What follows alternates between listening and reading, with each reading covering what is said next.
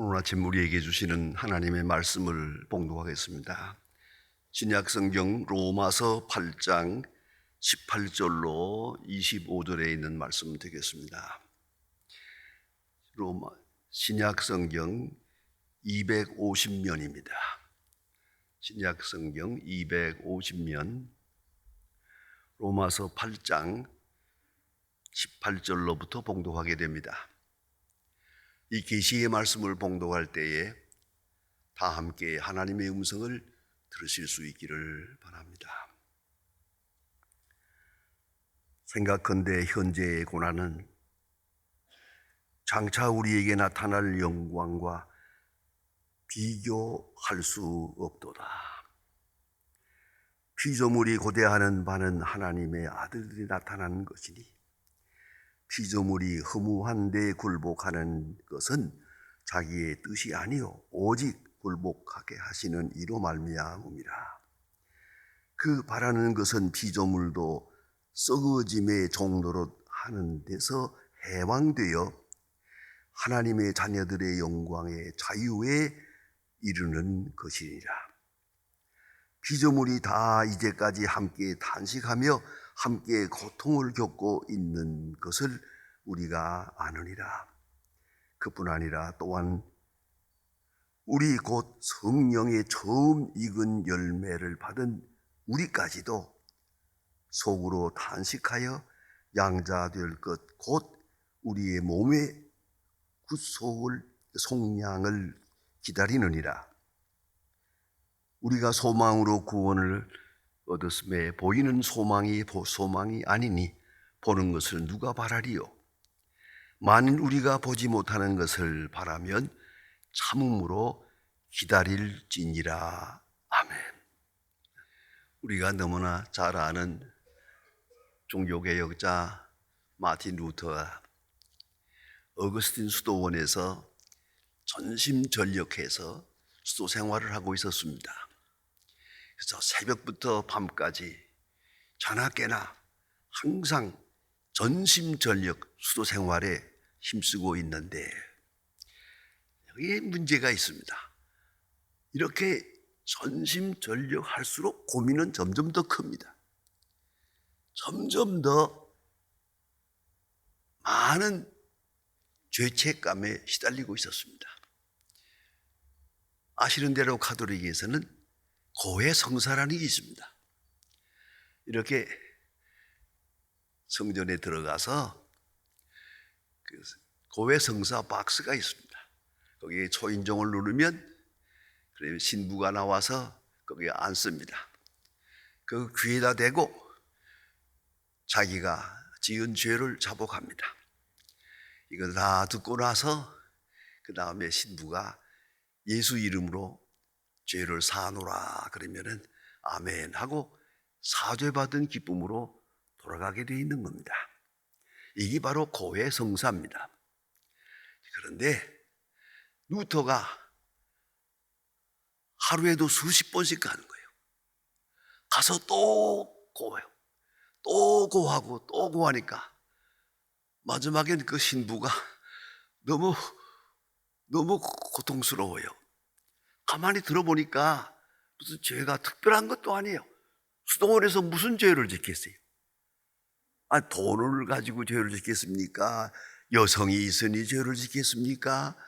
무슨 이렇다 할 죄가 없는 것 같은데 그 내 죄 my sin 하면서 와서 죄를 고하니까 신부가 들어보니까 그저 갈등에 대한 죄요, 하나님의 능력을 의심한 죄요, 또 우리가 게으른 죄요, 확신 없는 신앙생활하는 것에 대한 것을 고하고 있는 거예요. 그래 마지막에 그 신부가 지겨워서 그랬다는 거 아닙니까? 루터야, 죄 좀 놨다 와라.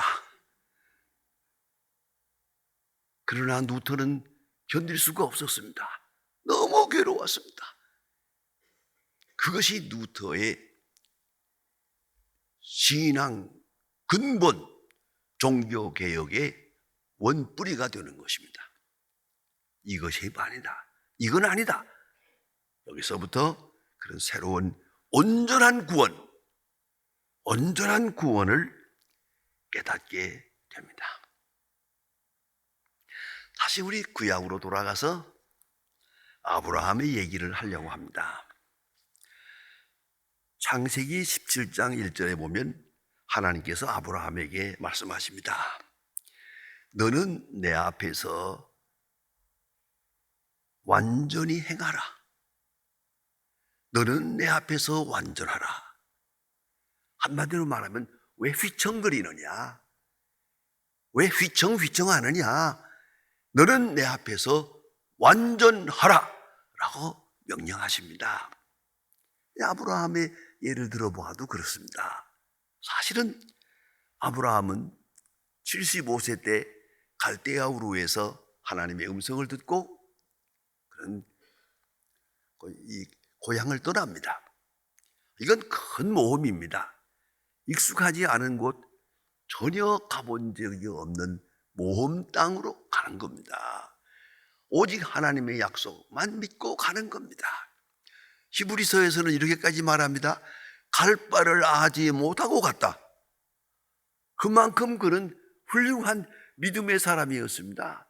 오직 하나님의 말씀만 믿고 고향을 떠나서 그는 약속의 땅으로 갑니다. 그런데도 자세히 맥락을 보면은 어디로 가라는 말도 없어요. 지시할 땅으로 가라 하고는 일단 떠난 다음에 그 성경대로 갈 바를 아지 못하고 떠났어요. 하나님 말씀만 믿고 떠나서 사흘 길을 가세요. 한참 간 다음에 하나님께서 이 땅을 너와 네 후손에게 주마 말씀하십니다. 그러니까 순종이 먼저예요. 그 다음에 약속이에요. 이걸 아브라함은 경험한 사람입니다. 하나님께서 아브라함에게 주신 축복이 두 가지입니다. 하나는 자식에 대한 복입니다.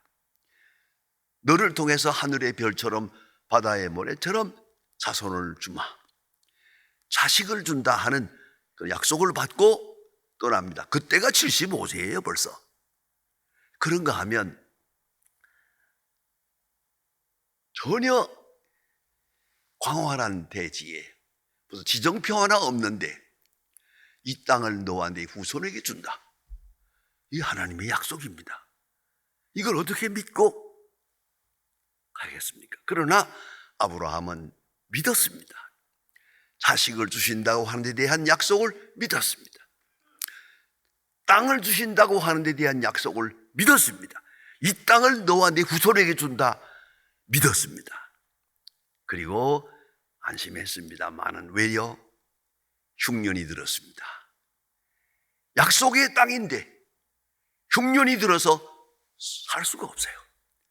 그래 그는 하나님한테 물어보지도 않고 어정어정 애굽으로 갔습니다. 약속의 땅을 떠났습니다.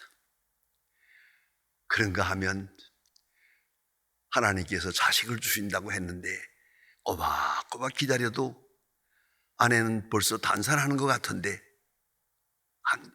자식이 없어요.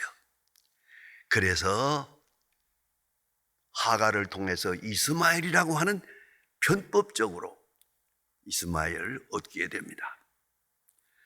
하나님은 말씀하십니다. 어째서 약속의 땅을 떠났냐?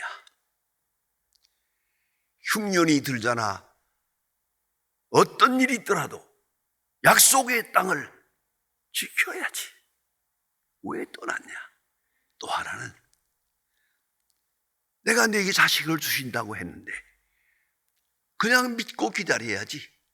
아내가 늙든 단산을 하든 하나님의 약속은 그대로 이루어질 거라고 믿었어야 하지. 그런데 그렇지 못했거든요. 그래서 이스마엘이 벌써 14살까지 된 다음에 그때 하나님이 또 나타나서 놀라운 말씀을 하십니다. 내년 이때에 내 아내가 아들을 낳으리라. 이게 말이 됩니까? 단산한 지가 언젠데 내년이 내 아들을 낳으리라. 아브라함의 훌륭한 믿음은 여기에 있습니다. 지난날에 잘못한 거 다 인정하고 내년이 때 아들을 낳으리라, 그걸 믿었어요.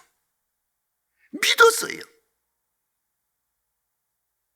엎치락 뒤치락 합니다. 그러나 하나님의 말씀이 전해질 때마다 그는 믿고 다시 시작합니다. 다시 출발합니다. 그것이 아브라함의 신앙생활의 하나의 순리의 길이라고 볼 수 있습니다. 깊이 생각해야 합니다.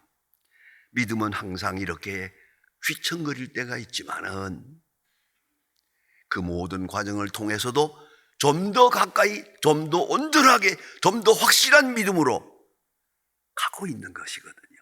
그것이 아브라함이요. 오늘 본문 18절 말씀은 대단히 귀중한 말씀입니다. 생각컨대 현재의 고난은 장차 우리에게 나타날 영광과 좋게 비교할 수 없도다. 참 귀한 말씀입니다. 예? 생각컨대 현재의 고난은 장차 우리에게 나타날 영광과 비교할 수 없도다. 여기에는 중요한 에피소드가 있습니다. 종교개혁자 칼빈이 세상을 떠날 때 이 본문 말씀을 외웠답니다. 또 외우고 또 외우고 또 외우는데 전해지는 말대로는 27번을 외웠답니다. 마지막에 다 외우다 말고 지상을 갔습니다. 그러나 그것이 바로 그의 신앙 고백입니다. 장차 나타날 영광과 오늘의 고난은 비교가 안 된다. 미래에 약속된 확실한 영광을 바라보며 오늘의 고난, 이것은 다 아주 쉽게 이해가 되더라 말이에요. 그것이 칼빈입니다. 유명한 얘기가 있습니다. 칼빈이 세상을 떠날 때쯤 됐었는데 칼빈의 신학 중에 제일 문제되는 것은 더블 프리데스티네이션입니다. 이중 예정론입니다. 그래서 그는 그것 때문에 비난을 많이 받았습니다. 천당 갈 사람하고 지옥 갈 사람이 아주 예정되어 있다 이겁니다. 그런 얘기를 하니까 아무래도 납득을 하는 분도 있고 납득이 안 가는 분도 있지 않겠어요? 이게 늘 문제였습니다. 세상 떠나기 임박한 그 시간에 제자들이 물어보았습니다. 지금 세상 떠나게 됐는데 그 이중예정론 부정할 마음이 없습니까? 라고 물었습니다. 그때 칼빈이 빙그레 웃으면서 No, Bible said so. 성경이 말하십니다. 내가 말하는 게 아니고 내 이성이 말하는 게 아니고 성경이 말하는 것이다 라고 대답했습니다. 참 위대한 대답입니다. Bible said so. 상당히 중요한 의미를 가지고 있습니다. 그런데 오늘 우리가 구원을 말할 때 온전한 구원을 향해 가는 길, 물론 우리가 이 세상을 떠나서 하나님 앞으로 가는 것이 온전한 구원이겠지만 거기까지 또 가기 위해서 온전한 구원을 지향하고 있단 말입니다. 그러기 위해서는 먼저 생각할 것이 있습니다. 이성이 구원을 받아야 됩니다. 여러분, 이 사람이 가진 이성, 생각이 있잖아요. 이 이성이 참 좋은 것이긴 한데 추리 능력도 있고 비판 능력도 있어요. 이성이 추리도 하고 비판도 하고 다 좋지만은 여기 이성의 문제가 뭐냐 하면은 확신이 없는 거예요. 이 확신 없는 이성, 이거는 결국은 의심으로 전락하고 마는 거죠.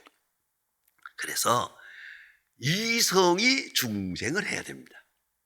이성이 중생해야 한다. 그러면은 모든 성경적 진리가, 모든 하나님의 역사가 합리적으로 이해가 됩니다. 다시 말합니다. 합리적으로 이해돼야 그게 구원받은 겁니다. 그게 구원받은 이성입니다. 여기에 재밌는 얘기가 있습니다. 유명한 신학자 칼바르트가 시카고 대학에 가서 강연을 하고 나오는데 아주 젊은 학생 하나가 따라 나오면서 여러 가지 질문을 하는데 질문 중에 하나가 뭔지 아십니까? 교수님, 아주 유명한 신학자고 그런데 한 가지 물어봅시다. 동정녀 탄생을 칼바르트 당신은 믿습니까? 하고 물었습니다. 이거 생리적으로 불가능한 건데 동정녀 탄생을 믿습니까? 라고 하는 이 젊은 사람의 질문에 대해서 칼바르트가 빙그레 웃으면서 대답한 유명한 얘기가 있습니다. 나는 예수 그리스도의 부활을 믿어. 십자가에 죽은 예수가 부활했다는 걸 믿고 있어. 그런데 무슨 문제가 있냐? 또한 하나님께서 말씀으로 천지를 창조하셨어. 천지 창조의 능력을 나는 믿어. 또 하나는 제일 중요한 것은 홀로고스 알세게네도 말씀이 육신이 되어 우리 가운데 거하시다. 칼바르트는 수백 번 그의 책에서 이것을 인용합니다. 홀로고스 알세게네도 말씀이 육신이 되었다. 말씀이 육신이 되어 이 땅에 오신 이 기적을 믿는 내가 동정녀 탄생, 그게 무슨 문제가 되느냐? 그뿐 아니라 오히려 이렇게 말해야 될 거 아니냐고. 말씀이 육신이 되어 이 땅에 오셨는데 우리 보통 사람들 세상에 태어나는 것 같은 방법으로 태어나셔야 되겠습니까? 당연히 동정녀 탄생을 통해서 오시는 게 당연하지 않겠습니까? 라고 받아들여야지. 안 그렇습니까? 이것이 바르트의 유명한 변론이었습니다. 여러분, 이것이 구원입니다. 이성이 구원을 받으면 이제 묻습니다. 성경이 합리적으로 이해가 되는 겁니다. 성경 이야기가 하나하나가 다 합리적으로 이해가 될 때 구원받은 것이에요. 제사님 미안합니다만은 많은 경우에 교인들도 그렇고 우리 목사들까지도요, 아직도 이성이 구원받지를 못해서 성경을 읽으면서 이게 완전히 이해가 되질 않는 거예요. 하나님도 믿고 성령도 믿고 예수님도 믿지만은 이건 이해가 안 되는, 홍해가 갈라졌다는 거 이거 이해가 안 되고, 이게 5,000명이 떡을 먹었다는 거 이거를 이해가 안 된다. 아리송아리송아리 목회도 안 되고 신앙도 무너지는 거예요. 이성이 중생을 하고 나면 성경 어딜 보아도 다 옳은 말이에요. 뭐를 이해되지 않을 부분이 없어요. 잠깐 이해가 안 되면 기다리면 돼요. 오늘은 이해가 안 되지만 언젠가는 이해가 될 거라고. 그렇게 받아들여요. 성경을 전적으로 합리적으로 이해하게 될 때 그 이성이 구원받은 것이에요. 그런가 하면 감성이 또 구원받아야 됩니다. 그래서 성경이 말하는 대로 항상 기뻐하라, 쉬지 말고 기도하라, 범사에 감사하라 그러지 않습니까? 이 윤리 조항이 아닙니다. 구원받은 사람의 마음에는 항상 그런 감사가 있는 거예요. 항상 기뻐하는 마음이 있는 거예요. 이건 하나님이 주시는 은사요, 선물이지. 내가 인위적으로 억지로 기뻐하고 그런 얘기가 아닙니다. 이것은 하나님의 은총에 대한 우리의 응답입니다. 하나님의 말씀에 대한 우리의 응답이 바로 그런 귀한 감사로 나타나는 거예요. 그런 거로 다시 말합니다. 항상 기뻐하고 쉬지 말고 기도하고 범사에 감사해야 그리스도인입니다. 거기서부터 그리스도인이에요. 왜요? 그것이 구원받은 감성이에요.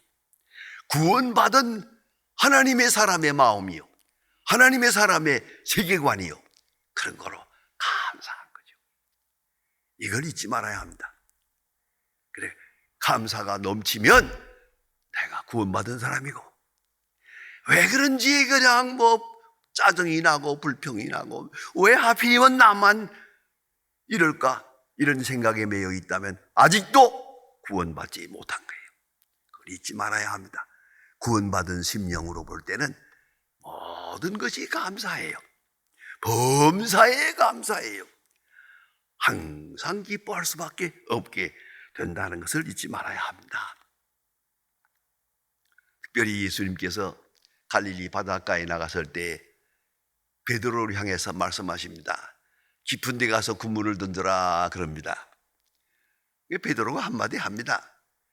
밤새껏 수고해서 한 마리도 못 잡았습니다. 그런데 그물을 던지라고요? 그 다음 말을 제가 좀 추가하면 그렇습니다. 밤새껏 못 잡았는데요, 이제 또 그물을 내려봤댔자 못 잡을 겁니다. 못 잡을 건 뻔한데 베드로가 그 다음 말이 중요합니다.